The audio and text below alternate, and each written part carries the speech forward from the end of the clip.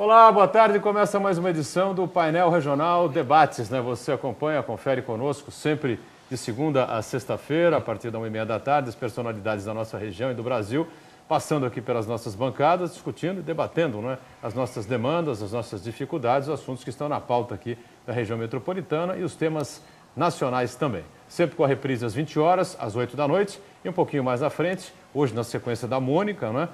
Às 10 da noite, o painel regional. E de terça a sexta, na sequência do JB.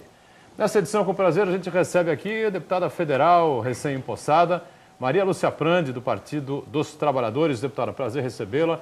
Parabéns, né, por ter alcançado um cargo difícil, uma eleição dura, difícil, complicada, como foi a última, né, em 2010. E espero que tenha sucesso aí, são os votos aqui do programa. Obrigado por estar conosco, viu, deputado? Eu que agradeço o convite, é um prazer estar aqui com você, Boturão, os telespectadores, com o Pacilo, com o Rodolfo Amaral. O Heraldo José.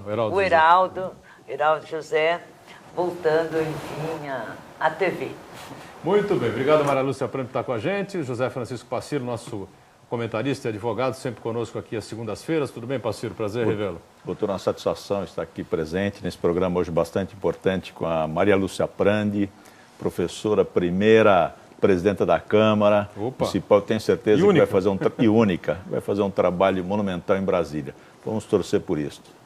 E o nosso Heraldo José dos Santos também mais uma vez com a gente, sempre um comentarista habitual aqui do Painel Debates. Tudo bem, Heraldo? Tudo bom, Boturão? Satisfação estar aqui novamente no painel regional, discutindo os assuntos da nossa cidade, da nossa região. Cumprimentar a nossa deputada Maria Lúcia Prandi e o colega aqui, o doutor Pacilo. 3014-5281. O telefone está aberto, você liga para cá, participa conosco, envia aí as suas perguntas, faz os seus comentários, opina a respeito dos temas, dos assuntos importantes que a gente coloca em discussão. facebook.com/painel regional, mais de 4 mil acessos, não é? Pessoal compartilhando com a gente agradece muito, um pouco mais de 6 meses que o nosso endereço está aí no Face, os internautas ajudando a gente também. O programa pode ser acompanhado também em tempo real se você acessar o site da TV Santa Cecília, Santa Portal. Você clica lá no ícone painel regional e acompanha a gente ao vivo também. Depois do programa encerrado, ele vai para o YouTube, você revê por inteiro ou os trechos que você julgar mais importantes, mais interessantes. Nossos parceiros do dia a dia, ou parceiros semanais ou bissemanais, eu não devia dar essa manchete aqui do Jornal da Orla, tá certo? É uma manchete que machuca o meu coração profundamente, mas nossos do ofício, o Jornal da Orla é um parceiro nosso, né? O nosso Edson e o nosso Marcos Santana, então lá vai, né, a manchete do jornal que circulou durante o final de semana e aí você encontra aí pelas bancas da cidade e da região, está aí na capa, no peito e na raça, né? Nós é que tomamos no peito e na raça, infelizmente, a derrota por pênaltis ontem do Santos acabou sendo vice-campeão por parte do Ituano. Parabéns ao time do interior, né? Conquistou o título bravamente. Um puxão de orelha na molecada do Santos, que deu uma pipocada brava, viu? Mário Lúcia Prandi, por favor, recebe aqui de presente um exemplar do Jornal da Hora e me ajuda aqui a passar aqui aos seus companheiros de bancada a edição desse final de semana. E agora sim, nesta segunda-feira, a manchete do DL, né, o nosso parceiro do dia a dia, o Diário do Litoral, circula aqui pela cidade, pela região também, trazendo esta manchete aqui na capa, dá para cortar para cá, tá certo? Tá aí, aproximar um pouquinho. MP pode pedir execução de ação da Rua do Peixe. O promotor afirma que já pediu vista ao processo e deve solicitar a execução da sentença, que prevê uma multa de R$10 mil por dia no impasse que existe lá há 20 anos. Maria Lúcia, acho que acompanha bastante também toda essa situação. Peço ao deputado que me ajude também, cada um recebendo aqui o seu exemplar do DL, do Diário do Litoral.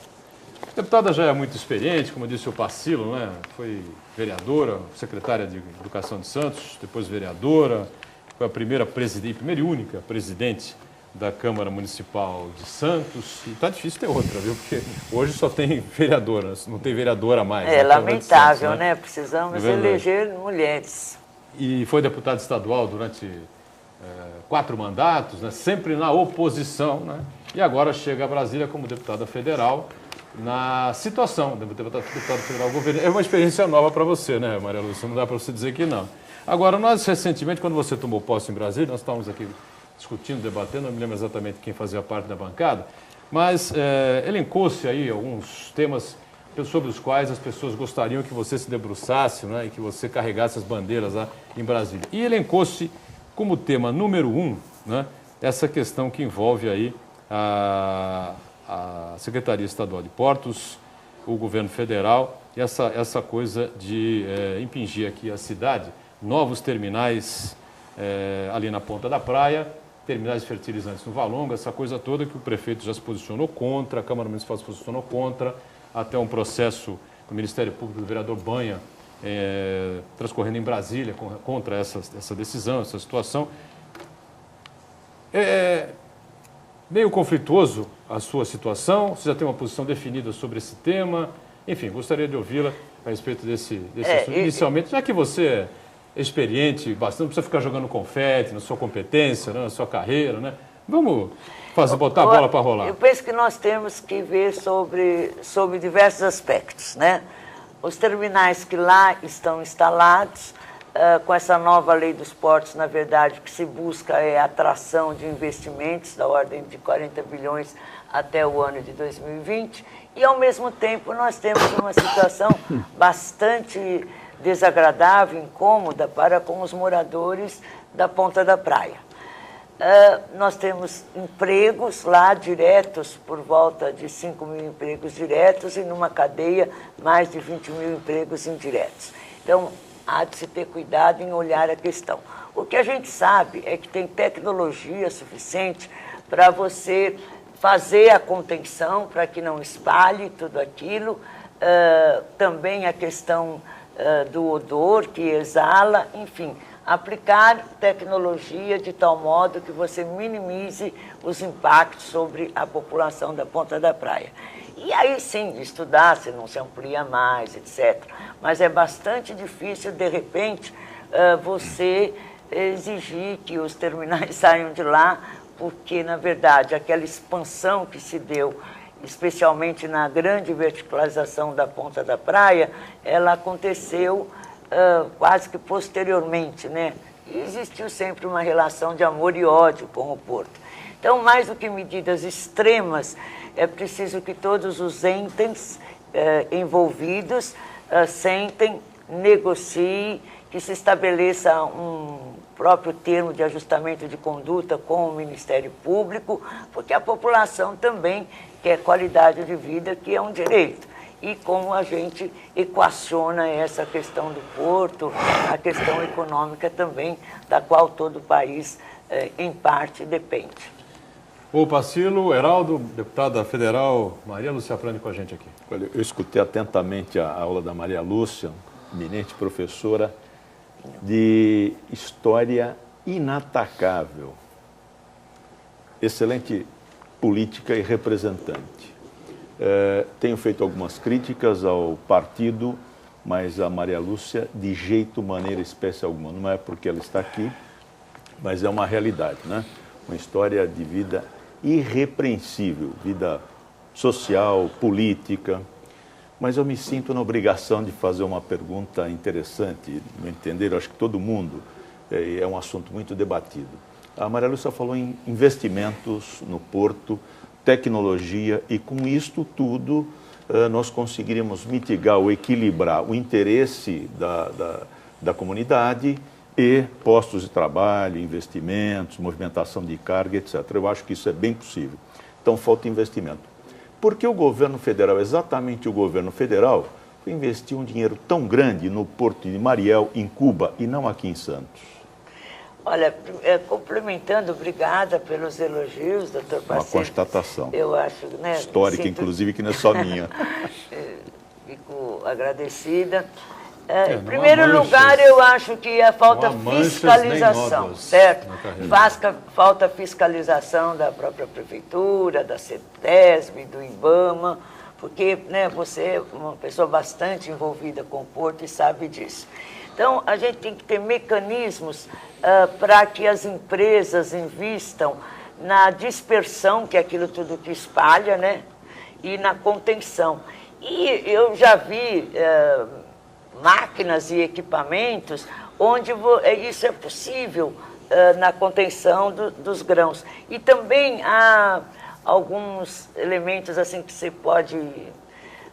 aromatizadores, vamos dizer assim, que você pode diluir totalmente a questão do cheiro que fica ali. Então, esse é um primeiro aspecto. Eu acho que falta a fiscalização, a exigência para com os envolvidos, sejam eles os operadores portuários, seja lá quem for, o próprio governo. E, no caso do Porto de Cuba, na verdade, o Brasil exportou muito, o Brasil ganhou muito dinheiro com a construção do Porto de Cuba, as empresas envolvidas nisso. E, Pacílio, você que acompanha há tanto tempo o Porto, sabe que o Porto ficou 20 anos sem investimentos e só a partir do governo Lula que Santos teve a retomada dos investimentos, seja para as perimetrais, para a questão da dragagem, tudo isso. Então, a questão do Porto de Cuba, na verdade, ela foi, para o Brasil, ela foi vantajosa, diferentemente do que se possa pensar. Até porque Cuba entra num outro momento, você vê até o primeiro-ministro, se não me engano, da Holanda, esteve por lá, então há aí toda uma relação comercial internacional que começa a se estabelecer com a ilha. Pois não, Heraldo? Eu ouvi atentamente o doutor Pacílio e a professora Maria Lúcia Prandi, mas eu acho que o grande desafio das cidades, do modo geral, e Santos em particular, é conciliar o interesse do desenvolvimento com a qualidade de vida dos moradores.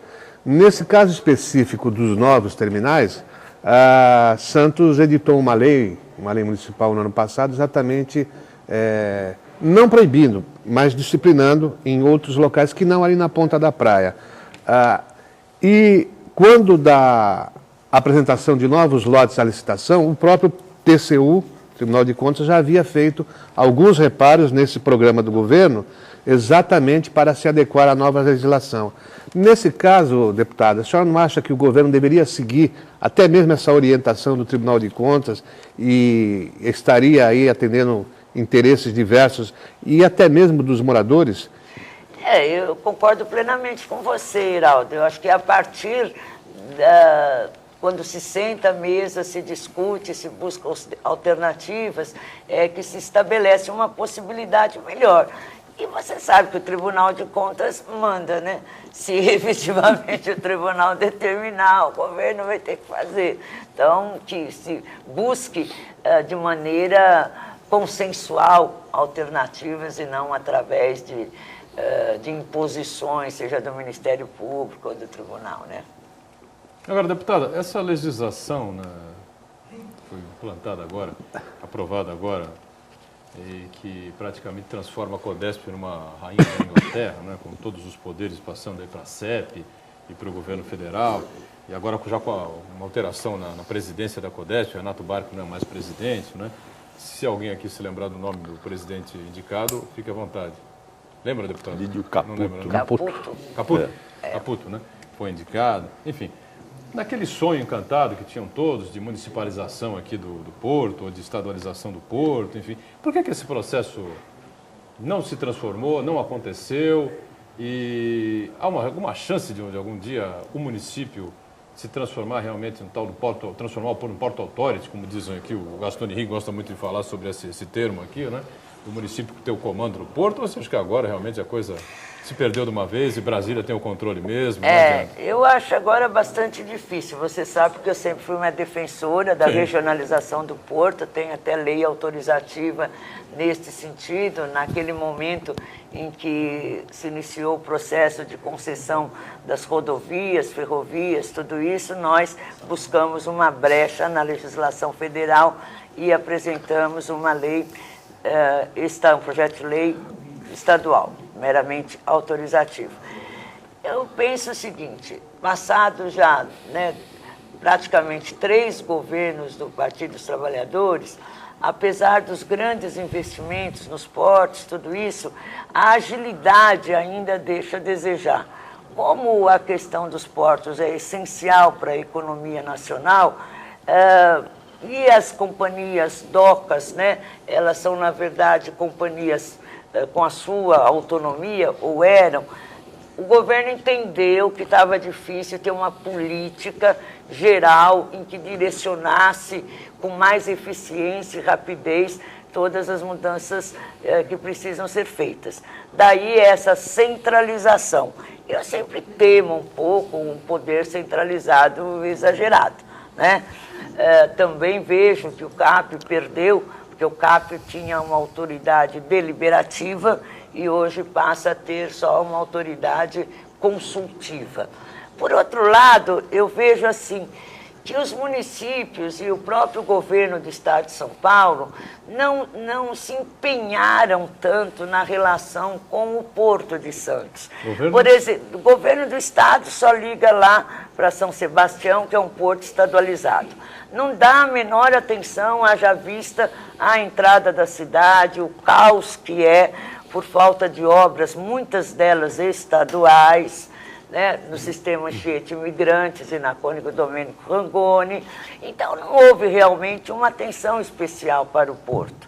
E eu nunca me lembro também do CAP ter feito audiências públicas, ter prestado contas à população da região sobre as suas deliberações, as suas decisões. Então, acho que a curto prazo é difícil voltar atrás. Eu acho que há uma experiência em curso com um objetivo muito definido de uma agilização e uma centralização de todos os processos, sejam licitatórios, sejam processos de investimentos, para que a gente tenha mais agilidade na infraestrutura. Foi assim que a presidenta Dilma justificou a medida provisória que depois se tornou lei. Pois não, Pacílio, Geraldo. Eu concordo, aliás, como sempre, brilhante e inteligente. Realmente acho que o CAP deixou muito a desejar nas suas tomadas de medida, nas suas deliberações, não trouxe a conhecimento como devia, chamou a comunidade. Agora eu também vejo, viu, professora, que todas as indicações que houveram no Porto, o governo como majoritário, né, maior detentor das ações, 99,7%, as indicações foram do governo, como esta última. Então, eu acho assim que a simples alteração de nomes, uma indicação agora de alguém mais próximo, estaria um pouco fora da realidade. Eu acho que talvez hoje, com a indicação do Caputo, um quadro técnico mais preparado, com trabalho na área, com qualificação acadêmica e com envolvimento, talvez a gente melhore. Mas eu acho que falta efetivamente se dar cumprimento a um projeto, porque não é possível vir uma dotação orçamentária e se gastar 17% tão somente, né? Então, eu acho que talvez seja muito mais interessante não afastar essa intervenção política, trazer uma qualificação técnica para o Porto e repensar, infelizmente, ainda que você acha que esteja longe, né? Mas eu acredito, se não na estadualização, pelo menos que houvesse uma pulverização na Bolsa de Valores de parte das ações. O governo fica com a maioria, mas isto seria diluído na Bolsa e permitiria, aí sim, como você bem falou, uma maior fiscalização no mais amplo sentido, do balanço, as medidas, né, ao acompanhamento dos projetos. E eu acho que qualquer centralização, ela é prejudicial. Por quê? Porque ela não permite a discussão. Então, o Porto tem uma característica toda especial, peculiaridades. E quem está próximo do Porto, quem está vivenciando o Porto, tem condições, tem sensibilidade suficiente para que reúna as pessoas e se discute e se ache uma resultante, né? Seria, assim, uma onipotência se querer uma solução única possível e eficaz por uma única cabeça. Na verdade, Pacílio, eu penso o seguinte, né? De certo modo, os terminais privativos, então você já tem aí toda uma, quase que, vamos dizer assim, ações na Bolsa através dos terminais, né? Essa medida da presidenta, que foi, no primeiro momento, questionada, assim, muitas vezes difícil de ser entendida, é que, de repente, não se conseguiu, ao longo desses anos, implantar realmente o projeto que se tinha para os portos com toda a agilidade. Talvez até por erros políticos mesmo, por indicação de partidos, do próprio PT ou da base aliada, enfim, faltou uma centralidade na administração. Então, talvez esse mal seja necessário por algum tempo. Deputada, talvez uma representação política mais efetiva também. Nós perdemos também muita representação política, né? Nós já tivemos muito mais. Já tivemos. Aqui, viu, deputado? Estamos em cima do break aqui. Eu vou aproveitar para fazer um rápido intervalo. A gente sai para o VT sobre o trabalho infantil, o nosso intervalo comercial. Na volta, Maria Lúcia Prandi, que é a nova deputada federal representante da região metropolitana no Congresso Nacional, fala também sobre essa questão da representatividade política levantada pelo Heraldo. É rápido, a gente volta já já. Estamos voltando aqui com o nosso painel regional Debates, com prazer, recebendo aqui a deputada federal Maria Lúcia Prandi, do Partido dos Trabalhadores, né? Também com José Francisco Pacilo, nosso Heraldo José dos Santos. Pode abrir aí a tomada aberta. E lá na ponta direita, já todo de branco, Mantovani Calejon, com a gente mais uma vez. Aqui um cumprimento por essa sua chegada aqui com a gente. Tudo bem, Manto? Prazer revê-lo. Boa tarde a Maria Lúcia. Só para ela? Dizem que first... Ladies first. Então, ao Pacilo, ao Heraldo, a você e aos senhores telespectadores que estão nos assistindo, eu, mais uma vez, lamentavelmente, peço escusa. Fiquei preso no trânsito.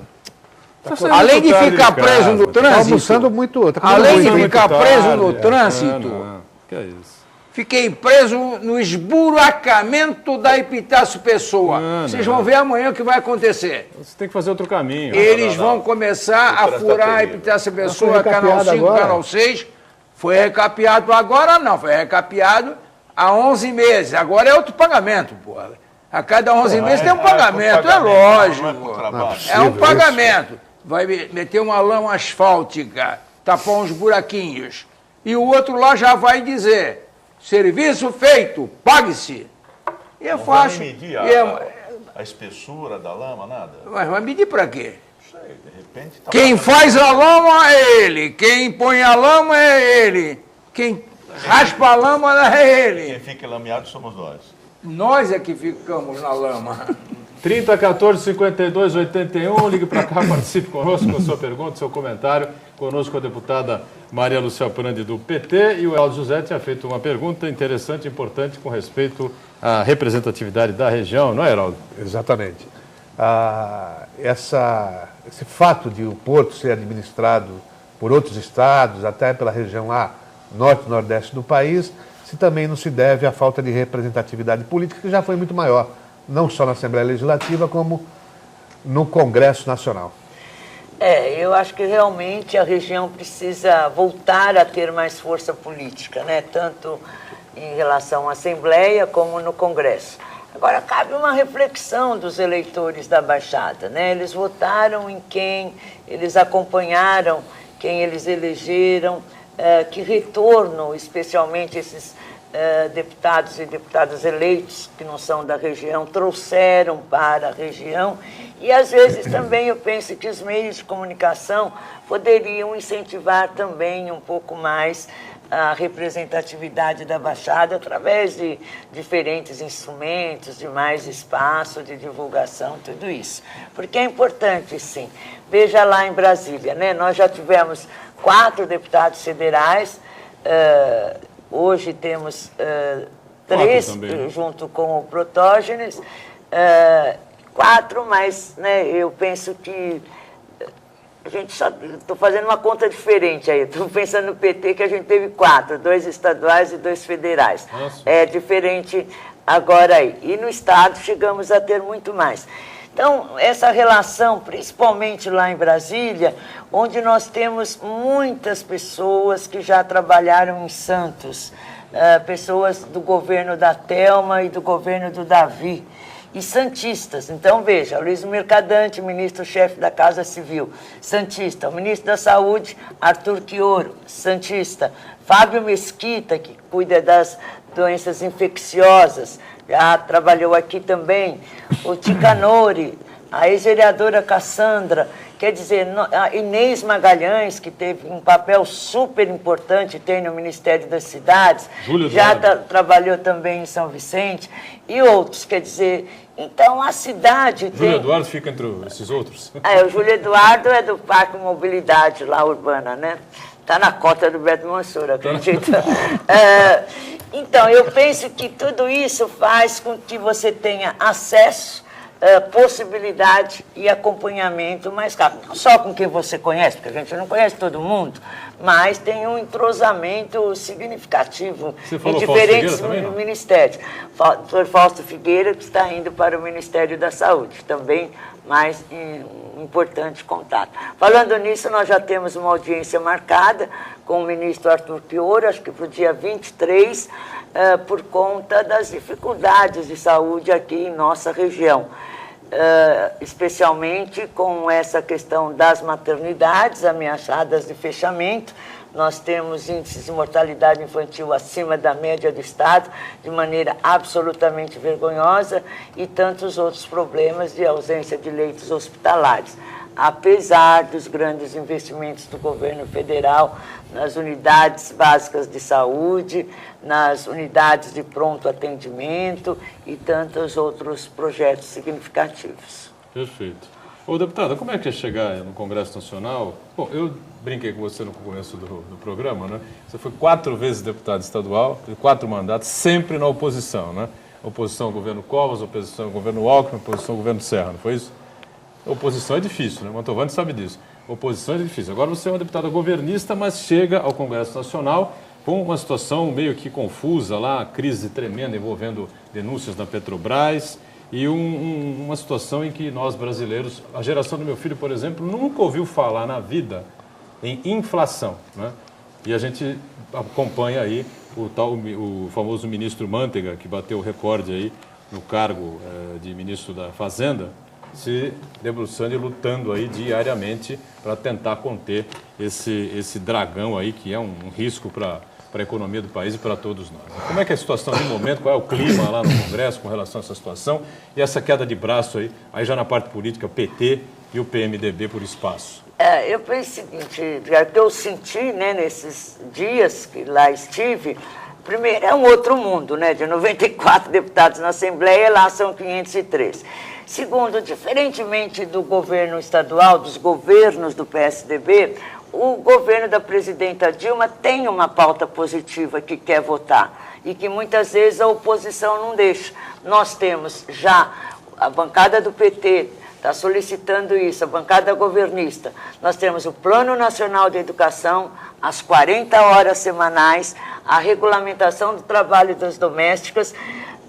Tudo isso a gente está querendo votar, você vê, é uma pauta extremamente positiva.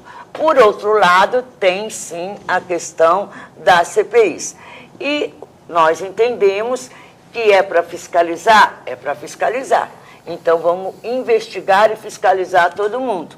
Por omissão da Assembleia Legislativa de São Paulo, não por culpa, vamos dizer, dos deputados, mas por imposição do governo, faltam 3 assinaturas, como faltam sempre para implantar CPIs na Assembleia do Estado de São Paulo. Faltam sempre 3 deputados assinarem, porque a base governista do PSDB é uma base subserviente, obediente, que obedece ao governador e não cumpre o papel dela.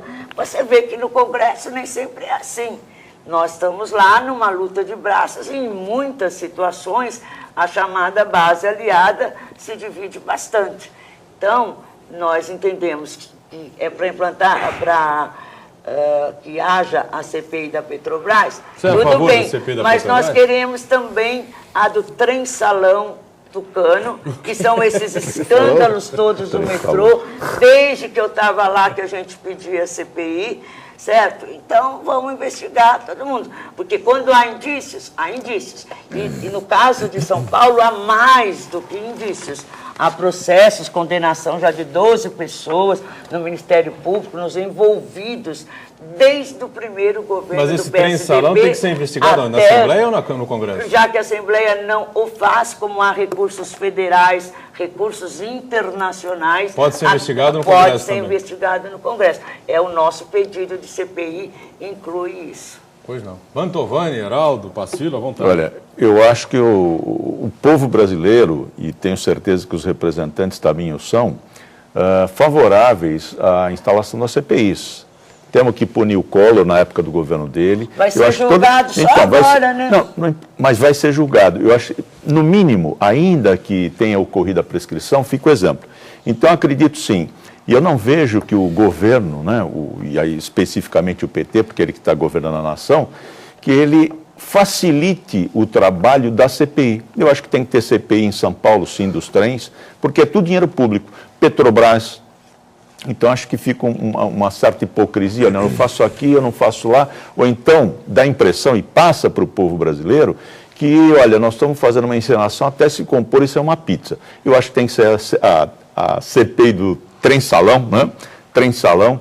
Já houve o mensalão, os mensaleiros estão na cadeia, e agora tem que ter a CPI da Petrobras. E tem que ter petroleiro, ou petroleiro, doleiro, etc., também na cadeia. Nós temos que acabar com isso. Eu acho que a presidenta Dilma faria um benefício a si própria, ao próprio governo, que ela expulsasse o André Vargas, né, através do partido, e se instalasse as CPIs. Eu acho que isto ia ajudar a fazer, no futuro, um pacto para e em favor do país. Olha, a gente tem um pensamento seguinte, todo mundo tem direito à defesa.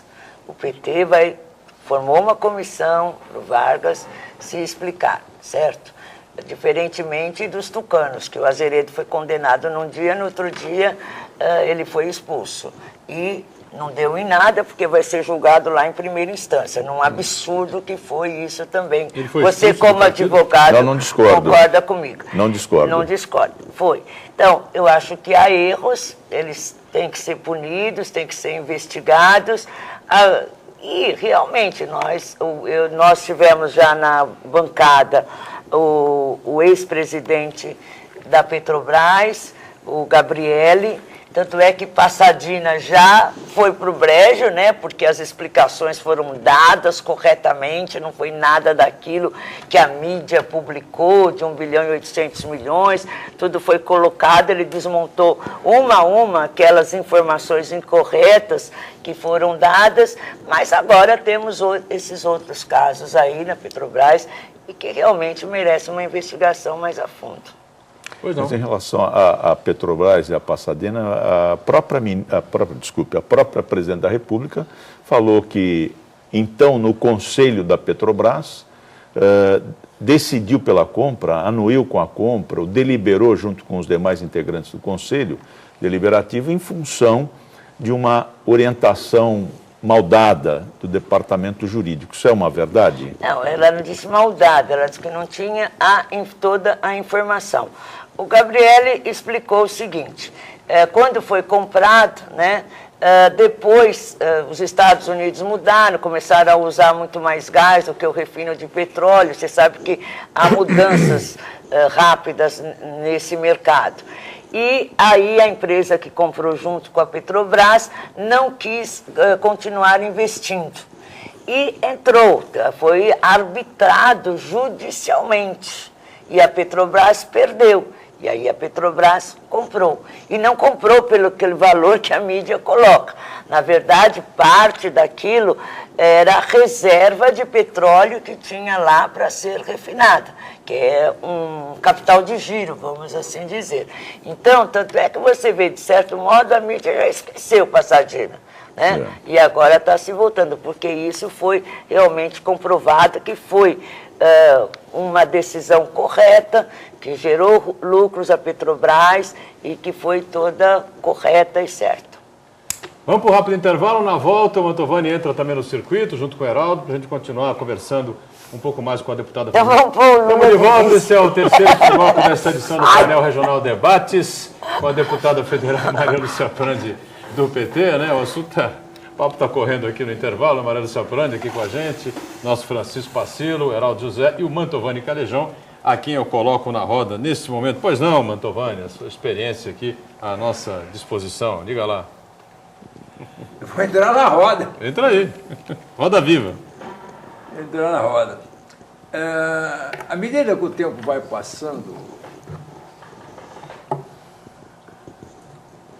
eu vou lembrando.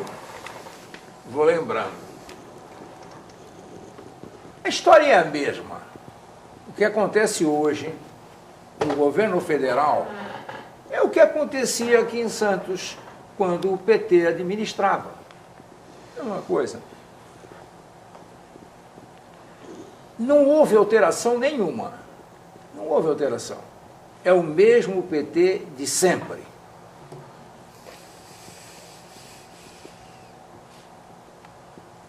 Os parlamentares, na hora da votação, vota com o governo, sim, mas vota mesmo. Vota mesmo. Não adianta esse troço de dizer que não tem maioria, porque o número de votos no plenário está apertado, vai ganhar uma votação, mas perde a outra. Ganha tantas quantas queira. Esse papo de dizer que vai perder, não vai perder nunca. Nada. A presidente Dilma, ela aprendeu tudo. Não vão, de maneira nenhuma, desestabilizá-la com votação de CPI, com votações de verificar indícios disso ou daquilo, porque não adianta. E tem mais. Com o PT, isso não cola. Não cola. A forma de explicar é clara, objetiva e é assimilada por todos. Lúcia, a forma de dizer que acabou o processo, acabou o problema da refinaria aí, que o PT tinha comprado por 2 e depois vendeu por meio e depois recomprou. O PT foi buscar lá umas saídas de explicações e a própria imprensa já não fala mais nada. Não, porque acabou. Provamos, Engoliu. Então vamos com calma, vamos dar uma paradinha. Nessa corrida louca de querer massacrar, que não vai chegar nunca. O único partido que tinha condições de criar um problema maior para o PT era o PMDB. Está lá de joelho. Eu, um tempo atrás, eu diria de cócoras. Mas eu agora estou mais, de joelho mais assim, perto, é mais perto bravo. do homem lá em cima. Então, está de joelho. Antes era cócoras, agora está de joelho. Agora, eu fico surpreso com o PT? Fico. Agora, o que me causa espanto e que me deixa entristecido é a postura do PMDB. Que a corrida pelo poder foi se distanciando, se enfraquecendo e hoje vai a reboque de tudo. Acabou. Não tem mais partido que possa fazer frente ao PT. Não tem mais. Não tem. Esse outro da Marina, coitado, você pega o primeiro programa de televisão deles é ridículo. É ridículo. É ridículo. A Marina e o Campos? Marina e o Campos. É ridículo o programa de televisão deles. Aliás, vai ser anunciado hoje. Até parece o programa de apresentação dos primeiros 2 candidatos a vereador de um partido. Sem substância. Sem uma pena, né? Mensagem. Não, porque nós vamos resolver o problema do país. Não vai resolver nada. Vai resolver nada. Quer atrapalhar. Só. Meu querido, olha, o problema da refinaria aí, eu não tenho o que falar. A questão de 20 dias atrás, eu olhava e dizia, nossa, pegaram o PT. Pegaram o PT. Tão clara era a imagem e tão fácil eram os números. Acabou tudo. Acabou tudo. Eu só lamento que os homens aí dos Búzios, os homens aí das cartas, dizem que a Dilma vai ficar doente, vai ganhar, vai ficar doente, e o que o Lula vai assumir. Não, o Lula não é vice.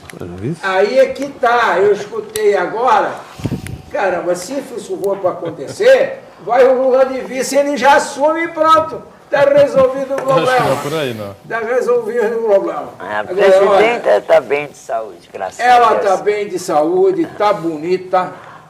Trabalha bastante. Está bonita, está andando muito, está andando bastante.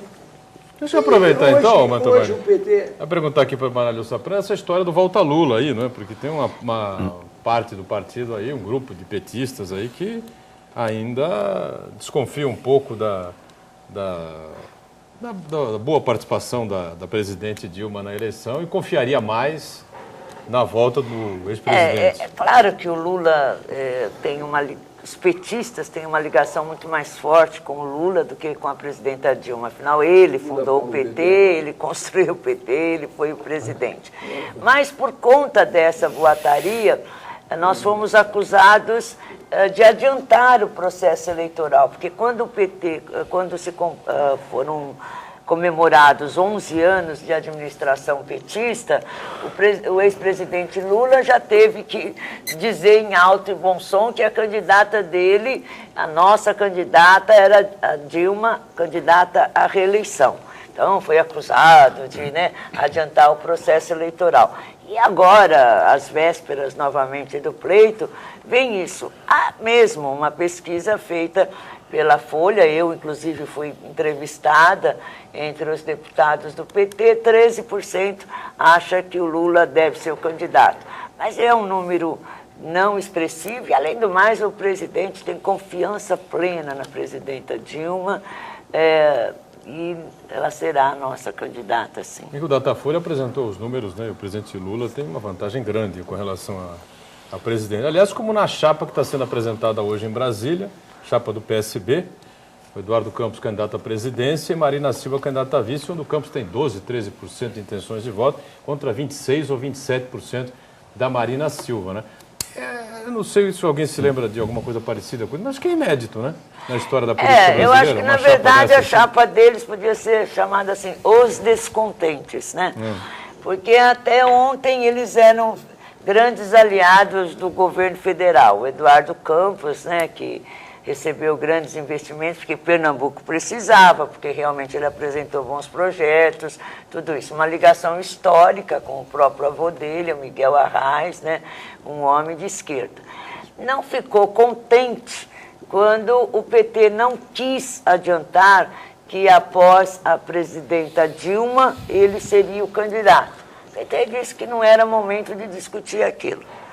Então, ele achou, bom, vou cuidar da minha vida desde já, deve ter pensado ele, porque é meramente um projeto de poder. E a Marina, a gente sabe, quando o Lula lá atrás falou que que a próxima candidata deveria ser uma mulher, e 3 mulheres se arvoraram nessa questão, né? Ou se sentiram que podiam ser. Então, uma era a Marina, outra era a Marta Suplicy e a outra a Dilma. Na verdade, a Dilma passou a ter um papel com mais destaque, então foi a escolhida. Marta foi com toda a força ajudar a eleição da Dilma. Talvez até e a Marina não gostou nada da história, né? Porque ela foi... Gente, ninguém fica 7 anos num governo, nem 30 anos num partido, se não acredita nele, na ideologia e tudo isso. Então, acho que é mais por descontentamento do que por ter uma proposta alternativa. Eles não têm uma proposta de país, um plano de governo, um projeto de país para confrontar com o projeto que nós estamos implantando. Uriel Vilas Boas diz assim, o processo de 1992 contra Collor só agora será julgado pelo Supremo. Vocês acham correto? Isso é fazer justiça? Não. Doutores Pacilo e Heraldo? Uriel, absolutamente não, e nós já até temos discutido bastante isso aqui, já foi objeto até... Agora, eu acho que isso é culpa exatamente do isolamento do Poder Judiciário e dele ficar míngua do Poder Executivo, né? E você quebra o estabelecimento da República, que é a tripartição entre os poderes. O Poder Judiciário não tem autonomia econômica e, por isto, tem essa dificuldade. E eu acho que aí entra uma grande culpa, inclusive, da própria representação da sociedade, que não dá ao Poder Judiciário as condições para que ele possa exercer e, de fato, também prestar esse serviço, que é público, né? A prestação jurisdicional é um serviço público, como outro qualquer. Claro que tem as suas peculiaridades, né? Qualidades, etc., exigências, mas é um serviço público. Então, acho que existe uma falta, fica até uma observação aqui para que a excelente deputada, e que hoje vai dar qualidade ao Congresso Nacional, né? O Senado e a Câmara, vai dar muita qualidade à Câmara, e isso nos envaidece como santistas, para que seja feito um projeto e que o Poder Judiciário tenha a sua também autonomia financeira.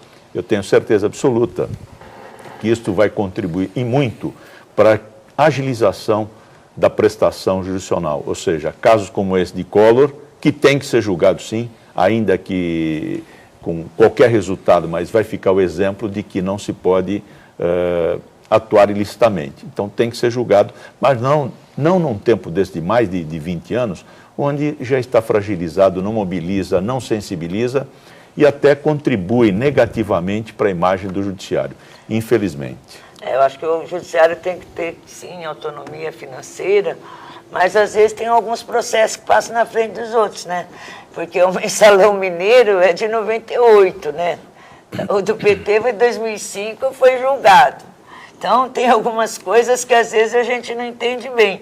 Esse aí do Collor, a mesma coisa. Eu sei que depende de 1000 outras coisas, nenhuma dúvida sobre lá o procedimento, mas às vezes fica difícil de entender, porque uns caminham tão depressa e outros tão lentamente, né? Deputado, é fácil entender, porque estão politizando o judiciário. Seus ministros, por exemplo, do Supremo, que você levantou com muita propriedade, não fossem indicados politicamente, mas fossem indicados pelo corpo de juízes do Brasil, não teria havido o que houve. E talvez o resultado mensal não tivesse sido outro. Eu sou absolutamente contra, infelizmente, porque não vejo que haja resultado, que essa indicação deva ser do Poder Executivo, não.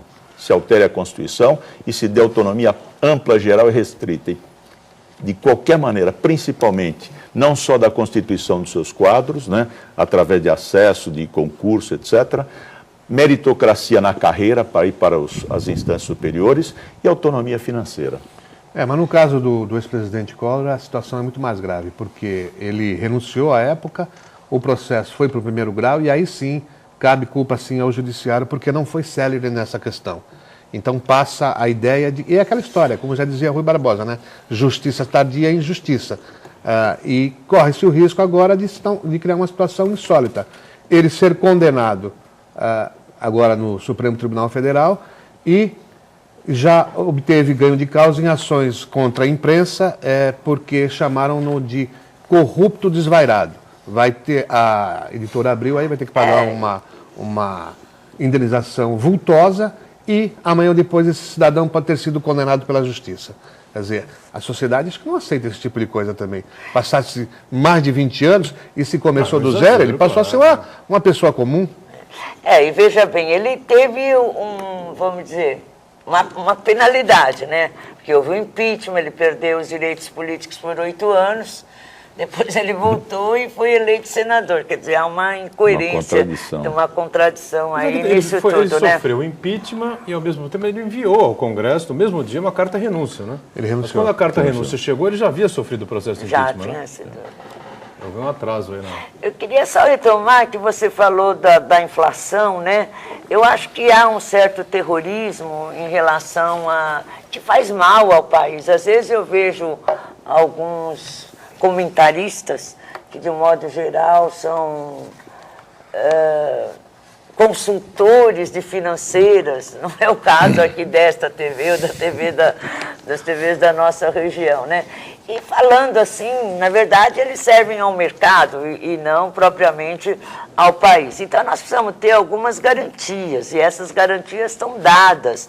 Há 11 anos que o Brasil fica dentro do centro da meta da inflação. Não sei, porque esse terrorismo todo que vai passar. As nossas reservas, elas aumentaram 10 vezes. Nós tínhamos, em 2003, 33 milhões de reservas de dólares. Hoje nós temos 376 bilhões de dólares de reservas para enfrentar a oscilação da economia internacional. A gente tinha um comércio externo bem mais modesto. Hoje, nós temos 480 bilhões de dólares de comércio externo. Os investimentos, o Brasil foi dos que mais atraiu investimentos só no ano de 2013, 63 bilhões. Por que eu estou colocando tudo isso? Porque, às vezes, uma ideia de que a inflação não está sob controle. Nós temos o menor índice de desemprego em 20 anos. E parece que quer se colocar um pânico na população, sabe? Como se estivéssemos à beira do apocalipse. Então, eu acho, sim, uma inflação que é sentida pela dona de casa, certo? Porque ela pega mesmo mais nos alimentos, especialmente nos alimentos desta temporada de verão, de chuva, e que já começa o outono agora, tudo isso. Então, muitas frutas e verduras sofrem isso. Bom, a conta de luz, a presidenta pelo menos não vai deixar ninguém no escuro, né? Porque primeiro baixou a conta de luz. Agora, se não choveu, não é como o Alckmin que vai deixar o povo sem água. Não, ela está ativando as termoelétricas. Então, ela buscou uma saída. Então, nas termoelétricas a energia é mais cara, lamentavelmente, mas pelo menos não teremos apagão como tivemos no governo Fernando Henrique Cardoso.